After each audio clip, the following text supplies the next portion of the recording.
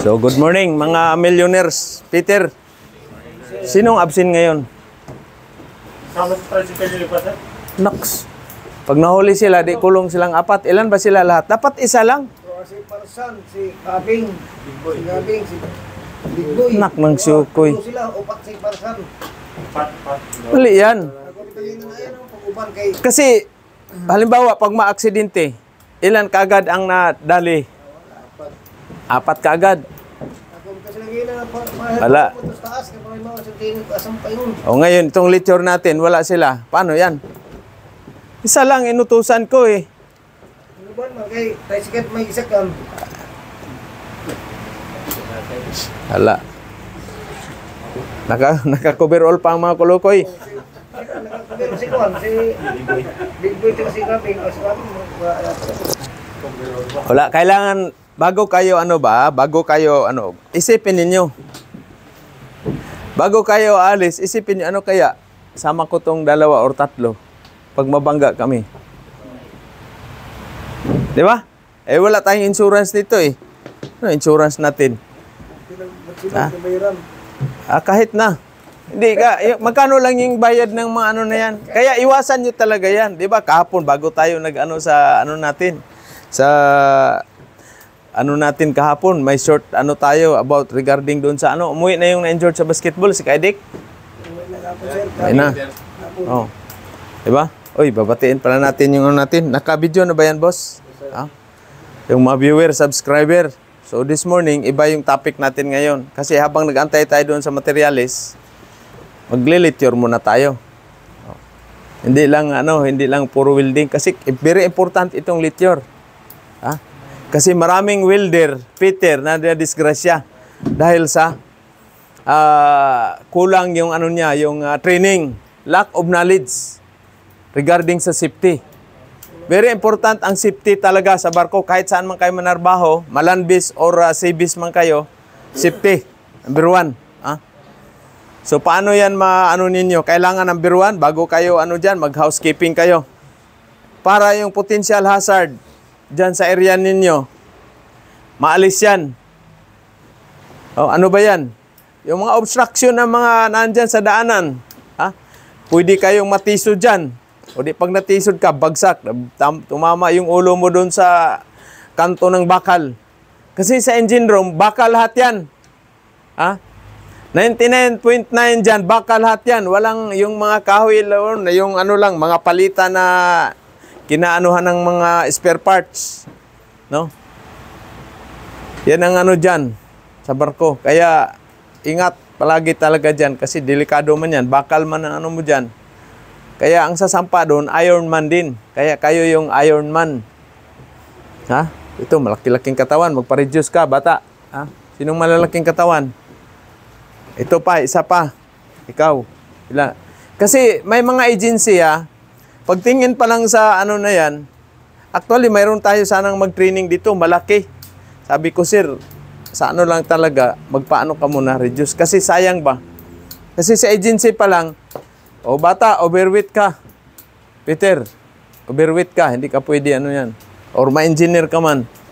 Kasi sa barko, lalo na trabaho sa Peter, gagapang kayo doon sa ilalim ng mga pipe para kayong bitin doon. Ahas na sisiksik doon. Kaya, advantage yung mga maliliit na katawan. Kaya si Chip, matangkad pero maliit, advantage yan siya. No? Kasi may mga pipe, talagang nandoon sa pinakailalim yung kalasin mo. Kailangan mong gapangin. Kung malaki ka, buti kung elastic man yung ano mo, hahaba yung mga ano mo. Di ba? Ay yung wiper at saka oiler din, malalaking mama rin. Kaya advantage yung mga maliliit. Paano naman sir sa buhatan? Advantage naman yung malaki kasi malaki siya. Pero sa barko, hindi yan palakihan ng katawan. Utak ang gamitin. Maliit ka, meron kang bubuhatin na chain blockin mo pag wala kang tutulong, wala kang makuhang katulong, chain blockin mo, ikarga mo doon sa palitrack. Diba? So yan ang dyan. No? So this morning, iba ang natin, topic. Regarding to sa hydraulic pipe na may namatay na Peter. No? So, itong hindi pa man to na ni Sir Fred siguro, hindi pa na-discuss, no? So itong hydraulic pipe, ito kasing budiga, ha? Sa barko. Ito, ang ano nito, bubukas nito is hydraulic. Hydraulic, no? So dahil naman sa dagat, nasa dagat, kinakalawang yung pipe. Karamihan doon bumibigay doon sa may U-bolt, no? Sa clamp. Kasi itong pipe dito, nakabalot yan ng dinso tip. Parang ganyan kalapad, no?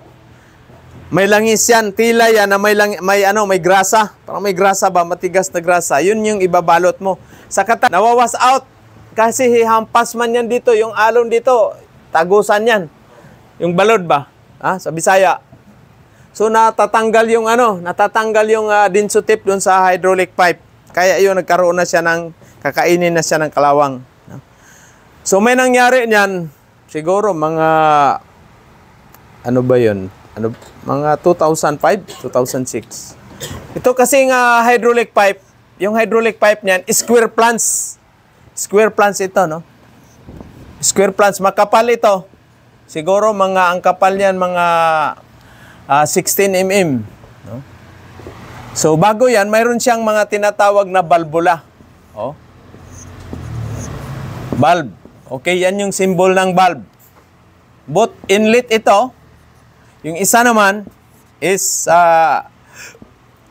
outlet. Siyempre, pag may inlet, mayroong outlet. Ganon din sa seawater. No? Ito yung mga hydraulic pipe. So, bulb yan. Square plants. Pipe naman dito. Ito naman yung outlet. Okay? Tandaan nyo, may notebook kayo. Sulat ninyo.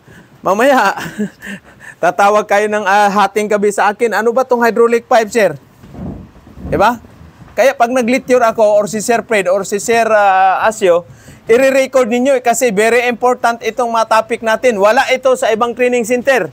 Tandaan ninyo, wala ito sa ibang training center. Dito lang sa atin to. Oh.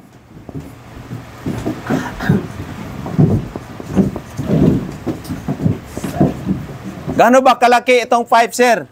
Mga 40 mm lang yan. Ha? Or 1 and a half. Or 1 and a half, no? Inch. Ha? Schedule. Anong schedule nito? Makapal ito. Schedule 80 or 60. No? Yan. Okay? Pag hydraulic pipe, kailangan makapal. Dahil malakas yung pressure. Inom na ako ng kopi. Ayos ba? Mukhang kahapon maraming marami tayo kahapon. Ngayon, kumukunti na lang May umuwi, sir. Sino umuwi? Yung na-injured basketball? At saka si Balyon. Sino Balyon? Yung Bayugan. Dalawa pala ang nag-absent ngayon. Yung maliban kaya yung Immortal. Si Immortal, isa rin. Oo. Oh. Tsaka dapat yung matining, sir. Kasi 8 sila. Hapon, 5 lang daw sila. Nag-duty doon? Araw-araw mayroon silang report. Attendance. Para malaman kung sino yung nag-update. Oo. Kaya, mamaya, pupunta man ako doon. Ikaw si Engineer Kapaw. Kailangan may attendance. Kasi, di ba, yesterday tayo na pag 3 months training natin is 3 months lang. Hindi na pwede abot ka ng 6 months dito, pare. Ha? Hindi pwede yan. Kagaya ba sa BT ninyo? Tindis lang yan, tindis yan. Pag mag-absent ka, wala na, yari ka. Oh, dito, kasi itong 3 months ng training ninyo, kikita kayo ng milyon dito. Ito yung chance na kikita kayo ng milyon. Oh. Okay. So, ito yung hydraulic pipe. Hydraulic pipe, very important ito. Sa deck or sa engine, meron din sa mga hydraulic pipe sa deck at saka engine, no? Dito may namatay na Peter. Okay? Shout out pala sa ating mga mamaya shout out natin yung mga seaman natin na So ito kasi dito may mga clamp, U-bolt ba? U-bolt, dati U-bolt. Ngayon, mayroon ng mga plastic clamp. Nabutan ko na yung plastic clamp ito dito. May bracket yan dyan. Mayroon siyang U-bolt to secure. To secure sa itong pipe na hindi siya, pag hinampas ng alon or magbabibrate, hindi siya, hindi gagalaw. Okay?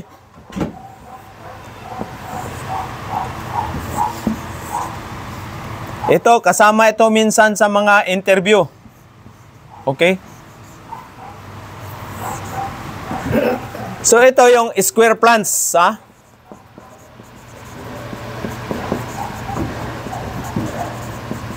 Tapos yung bolt nito is Allen bolt, no? Na M10. Nakita ninyo, nagpamiliarize na pala to ng ano sila? Ng ano, hindi pa, no? Allen, may I pa yata to. Allen bolt, yan. M10. So, itong ano kasi, yung square plants nito, ha? Ito yung butas niya. Ito yung butas na, ano, ito sa bolt. Ito, may o-ring ito dito. May o-ring, may groove siya. So, ito naman dito, yung sa ulo na side, kasi itong Allen bolt na yan, ha? Itong bolt na ito, nakita na ba kayo ng Allen bolt? Yung may hook dyan? Hexagon yung ano niya. Allen key yung ano dito. Ito dito yan. Ha? Nakabaon yan. No? Minsan ito, hindi na ano, kinakain na ng kalawang, hindi mo na makabitan ng Allen key. Okay? Mag-actual tayo nito ng ano, sa mga bolt para at least ano ninyo yan. Memorize niyo yan. Lahat ng klase na bolt, memorize yan. Inyo.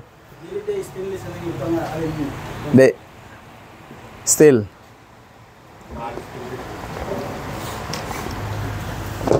No? So ito, bulk carrier.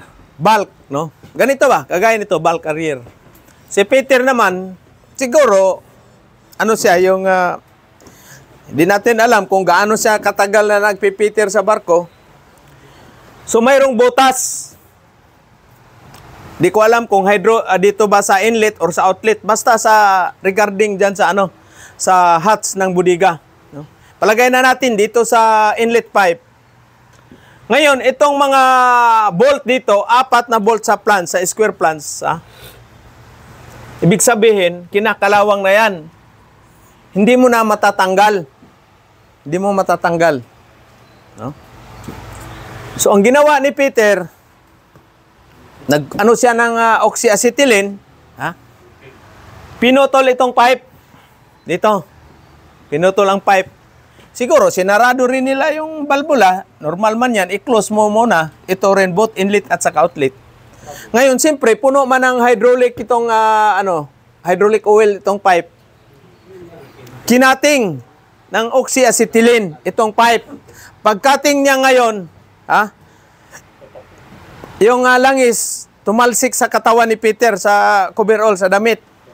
Inano siya ng apoy. Sunog si Peter. Tumalon siya sa dagat. Na-recover siya, pero ano siya, 3rd degree burn. Na ano siya talaga yung katawan niya, sunog talaga. After ilang days, namatay siya sa ospital. Dahil sa hydraulic pipe. No? Okay. Ano ang gagawin ninyo? Dapat i-prepare. Kailangan mag-prepare kayo ng,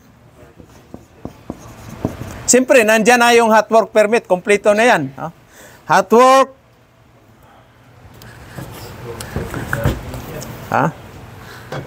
Ito yung i-prepare ninyo. Hot work permit. Okay, yung mga fire extinguisher, fire hose. Fire hose. Fire blanket. No? Etc. Supip. Yan nandiyan. Kasi may ano pa. Tapos yung, di ba may timba, may balde, may container na 20 liter. Itong 20 liter na container, hahatiin ninyo yan. Pangsahod ninyo dito kung saan yung, ano na yan? Dito. Dito man. Kasi dito man yung ano na yan. Pero wag na wag kayong kakating ng oxyacetylene. Okay? Close mo yan. Close itong inlet. Ngayon, itong bolt dito na Allen, hindi naman na ano yan, hindi na matatanggal. So, anong gagawin mo ngayon?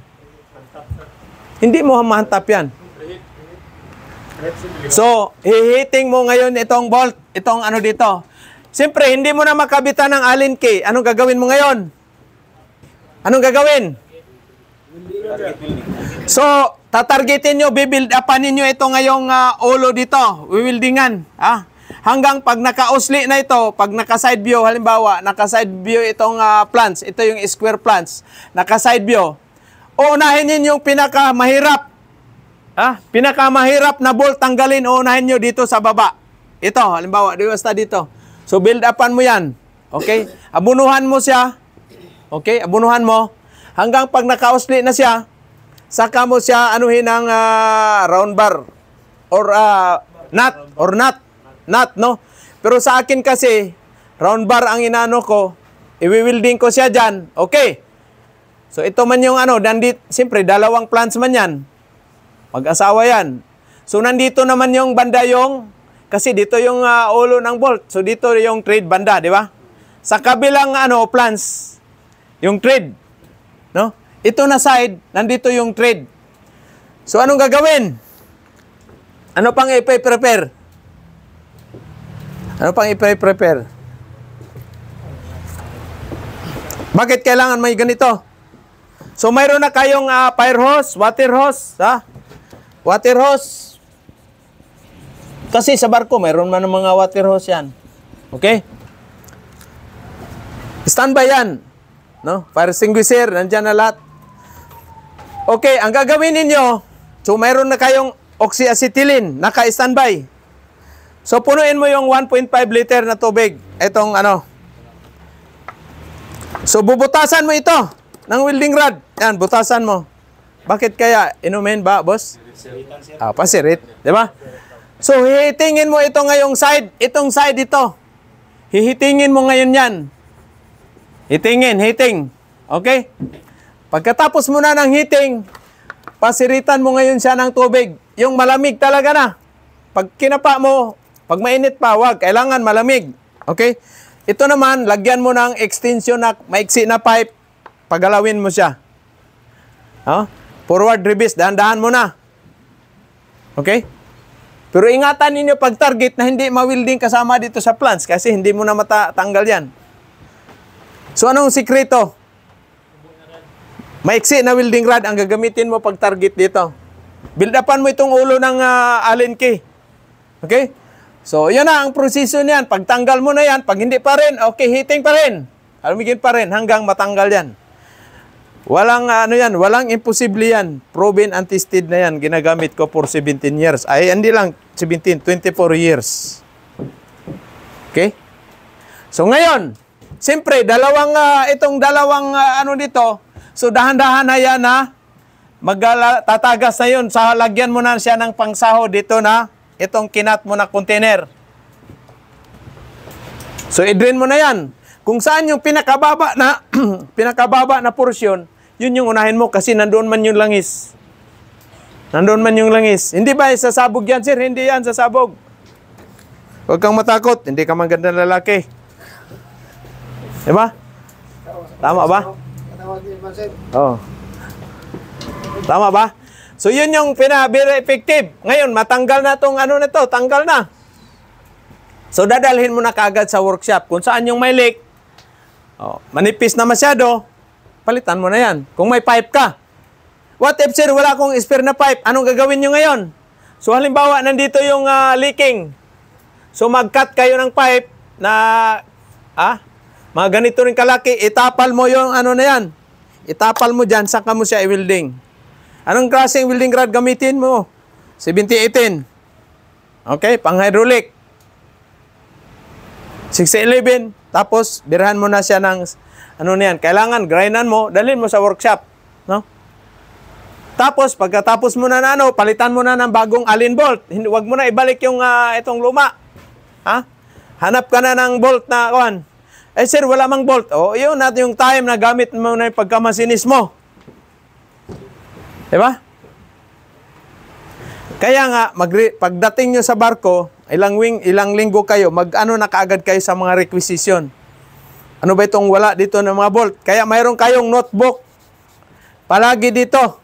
Malaki pa dyan.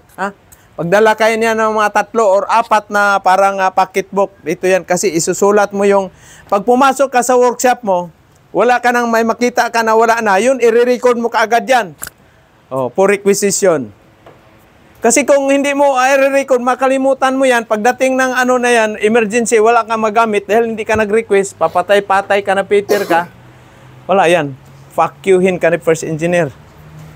Fucking shit. Ha? Sa barko po, iingat si primero ng requisition. Oo. Pero siyempre, prepare ka na agad. Pag sinabi, anong requisition mo, Pete? O, ito first. O, 3 Fijis ka agad yan. Pete, marami to ah. Kabili nga sila ng barko. Iyan pa bang materyales? Diba? Gamitin natin yan eh. Tayo ang maghihirap dito sa barko pag walang welding rod, walang mga materyales.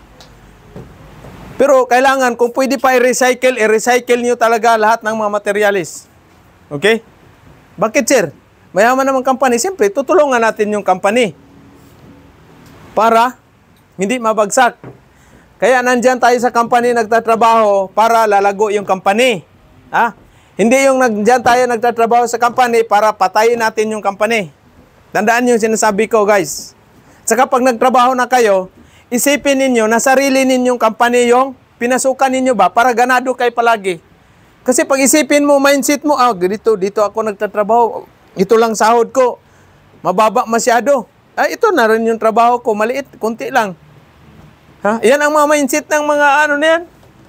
Mga Pilipino nating kasamahan, hindi naman lahat.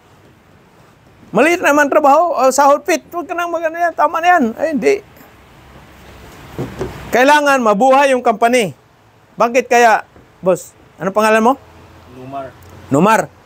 Bakit kailangan mabuhay yung company? Tuloy-tuloy yung trabaho, sir. Tuloy-tuloy yung income natin. At saka Trabaho. Oo, at saka yung makapag-hire pa ng ibang trabahante, ibang Peter. Di ba? Ganon din sa lupa kayo magtrabaho. Hindi na, example, magkano bang sahod mo doon, Chip, sa barko? 15 lang, sir. Ha? 15,000 isang buwan. 15,000. So, magkano isang araw nito? Mga 500 lang. 500. Kasi kasama linggo yan eh. 500 isang araw. Oh, libre na kain. Libre tanduay doon, wala. Pag may pira, sir. May pera. Full crew ba kayo? Pilipino lahat yung kapitan. Pero yung mga ibang magsamahan mo, dati ng mga ng ibang bansa na dati, overseas, no? Oo. So, pag 500 yung isang araw mo, per day mo, dapat magkano halaga ng katumbas ng trabaho kaya? Magkano kaya, sir? Ano, sir? Mga 450 yung trabaho mo? Halaga? Hindi, sir. Mga 500 din, sir. 500 din? Ikaw, Sarge? Tatapat din, ikaw, sir? 700 siguro, sir. 700. Ikaw, 500 din. Ikaw? Ikaw, sir? Ikaw? Magkano? Labuan gamay, sir. Pilang gamay? Mga 501? Mga 5050. O, ikaw, sir? 600. Ikaw, Pugi? 900. Ikaw, Junjun? Ha? 800. Ikaw? 15. Ikaw? 100. Ikaw? 700. Kayong 5 lang ang makasampa. Ito, palpak ito lahat. Mas mamamatay ang company nito eh. Dapat 500 yung mo, pwede pa lang 500 isang araw, 2,000 yung halaga dapat trabaho mo para mabuhay itong company natin. Kasi kung 500 lang, paano Paano asinso yung company natin? Kaya kayo yung 5 unang line up ko, kaagad. Tugo, sampa kaagad kayo ng tugo. Nakuha niyo ang point ko? Yes, sir. Pag tayo na mamasukan, halimbawa 500 yung isang sahod, dapat 1,500. I-triple mo yan para lalago yung company, makapag-hire, makapag-employ pa ng marami. Yan ang purpose dyan. Hindi yung namasukan ka para mamatay yung company, wala ka pa, hindi ka pa na-hire, buhay yung company, nung ikaw na na-hire, na-bankrupt na dahil pabanjing-banjing ka, nag-strike na mga kulukoy. O, shout out sa aking mga kasamahan dyan, nandito na Chief Engineer. Chief, ayos na? Anong oras yung mo? Hindi pa ako napadala, sir. Pumasahe. Sinutahan ko lang doon yung oras ng biyahe. Saan sa? Araw at saka alas 6 ng gabi. Saan papunta? Tacloban. Alas 6 ng gabi. Maganda yan kasi tulog-tulog ka lang yan. So, bali antay ka lang ng pera, padala. Sinong nagpadala? Nax. Wala ko katapos. Ito yung kasamaan mo. Anong escort mo yan? Sir, kasi na sir. Ha? Kami lang ang kanan dito. Ito sir, swito lang yan. Hindi na nabutan yung discussion ko. Anyway, patuloy natin yan. So, yun ang ano ko. Ha? Tandaan ninyo. Pag namasukan tayo, kailangan sipagan natin gaano man kaliit ang sahod o kalaki. Ha? Hindi pwede na, maliit man yung sahod ko. Ito lang din yung trabaho ko. Hindi ganyan. O, nandyan na si Big Boy. O, sana yung mga kasamaan mo, Boy? Nakaano kayo ng materials? Okay. Dito kayo. Mag-isusulat ninyo ito. Very important ito. So, yun yung ano natin. Ha? Itong hydraulic pipe. Ano pang kailangan mo nito sa PPE? PPE ninyo. Kailangan mayroon kayong goggles, ha? Kasi high pressure yan. Goggles at saka, ano pa? Face shield. Kailangan may face shield, sir. Siyempre, pag tinamaan yung mukha mo sa butas yan. Okay? So, gloves, kompleto niyan. Coverall, safety shoes, helmet. Wag kayong pupunta dito sa deck na wala kayong helmet. Guys. Okay? Mayayari kayo. Kailangan, pag lumabas kayo sa deck department, complete PPE yan. Goggles, helmet, gloves, safety shoes, coverall. No? Ay, sa engine room, sir. Kailan kayo ng helmet? Kailan kayo magamit ng helmet? Everyday yan. Mayroon kayong tinatawag na pag magamit na ng chin block or overhead crane. Mayroong overhead crane, gantry sa engine room, ha? Pag magamit na kayo, kailangan mayroon na kayong helmet. Okay? Pag mag-iikot-ikot ka lang ng mga pwede rin walang helmet. Pero ako kasi ugali ko na pag pumasok na ako sa engine room, pag umiikot na ako, mayroon ako helmet. Kasi mauntog ka, butas yung bunbunan mo. Kailan mo tanggalin helmet? Pag nasa loob ka ako ng workshop, welding workshop. Kompleto yan. Air protector. Huwag yung air yung air map yung kagaya dito ba, yun yung gamit ninyo. Sa akin, mayroon pang air plug, mayroon pang air map.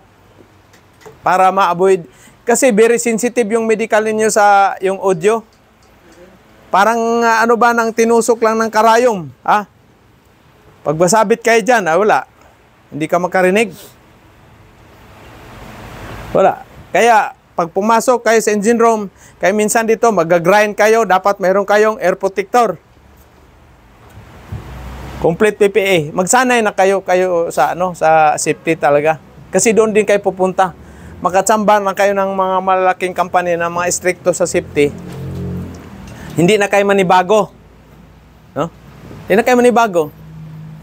Okay, so si hydraulic pipe, delikado. So kailangan complete PPE, yung diskarte, itong mahiwagang mahiwagang plastic na buti. Importante yan. Okay, nakuha niyo na yung paano sir, pag hindi pa rin matanggal sir? Matanggal yan. Walang yan. Walang imposible yan. Pag hiniting mo, tapos birahin mo ng tubig na malamig, wala. Tanggal yan. No? So, papalitan mo na kaagad itong o-ring dito sa loob. No? Wala man itong gasket, o-ring, mayroon o-ring yan. Kasi titigas naman yan, ilang years na, tapos hiniting mo pa. Hinitingan mo man itong ito. Dito na side. Tanggal mo na isa-isa hanggang matanggal mo lahat. O paano yan? Pag mahaba masyado, sir, nasa tangkir ka, wala mang heating. Paano yan ngayon? Ha? Paano yan? Paano ang gagamitin ninyo ngayon? Ha? Yan, isa rin yan, WD-40. Ha? Minsan naman, pinuputol ito, mano-mano ng hakso. Diyan. Pagtapos yung naputol na doon mo natatanggalin sa welding workshop mo. Zero hot work sa tangkir. Ha? Lahat ng mga tools ninyo dyan, non-sparking tools. Seal-seal, mga yan. Gagamitin mo na yung seal-seal. Hindi i-spark yung silsil. Non-sparking tools nga yung lahat ng mga ano yan, pati sa pump room. So sa tanker mo maranasan yung diskarte na talaga na ano yan. Kaya nga malaki ang sahod dahil talagang ano yan, safety, delikado. Sa bulk, pwede ka lang mag-welding dito pag hindi delikado yung kargamento mo. Pero sa tanker, hindi ka makapag-welding dyan. Lalo ito, gasolina, finished product, tapos may dalawa pang dick tank na LPG. Yan yung pinakadelikado na tanker ko nasampahan. Finished product na gasolin. Sa Estina. No? Kunting ano mo lang dyan, wala. Sabog ang pinaghirapan mo. Pati kaluluwa mo dyan, hindi mo na makita. Okay, kaya, hindi basta-basta ang fitter. Kailangan aware kayo sa hot work. Outside sa workshop, welding workshop, kailangan na mayroong hot work permit. Okay? Mayroon na pag mga ano dyan, pag nasa pirto, pag nasa tanker kayo, bawal ang welding kahit nasa loob ng welding workshop. Manghihingi pa rin kayo ng permiso sa sure, sa kwan. Si chief engineer, pag sinabing chief engineer, walang permit, no hot work. Kaya discharging man kayo or loading, tanker kayo. So walang hot work. Ngayon, lalagyan mo na yung pintuan mo doon sa workshop. Okay? Mayroon man kayo, maglaminate kayo ng papel. No hot work or dalawa yan, no hot work at saka hot work in progress. Okay? I-record ninyo. Ilagay nyo to sa no hot work. At saka hot work in progress. Ibig sabihin, mayroong nagtatrabaho ng welding, guys. Okay? Ano man yan, ilaminate ninyo. Yung bond paper, ilaminate ninyo. Tapos mayroon mang magnet doon sa barko. Idikit nyo sa pintuan. O ibig sabihin, pag pumasok sila, aware na sila. Mayroong nagwi-welding sa loob. Di ba? Kuha nyo, ibig kong sabihin. At least mayroong early precaution na nakita nila sa pintuan. Pag pumasok sila na wala silang goggles, nag-grind ka doon, ay yari. Ipapractice nyo talaga yan. Kasi pag nakasampa kayo ng mga striktong company, kagaya nito, isa sa pinaka-striktong company sa buong mundo, sa research, sa exploration, yan. 86 na crew. Bawat isa nag-uobserba kung sino yung wala sa safety na trabaho. Kasi mayroong tinatawag na stop card. Every 5 weeks, bago magtapos yung isang ship, mayroong meeting. Babasahin na lahat yung stop card. Kung sino yung pinakamagandang stop card, yung first prize, iPhone na cellphone lang naman ang minsan camera. Minsan laptop ang ibibigay reward. Kaya kayong lahat aware sa mayroong isang tao na walang helmet, walang nag-grind, walang goggles, walang face shield, patay na. Diba sir, sa inyo sa Australia, pina-stricto rin yan. Ilang minutes na ba yan, boss? 33. Uy, shout out, part 2, putol mo muna, tapos part 2 natin. Shout out sa ating mga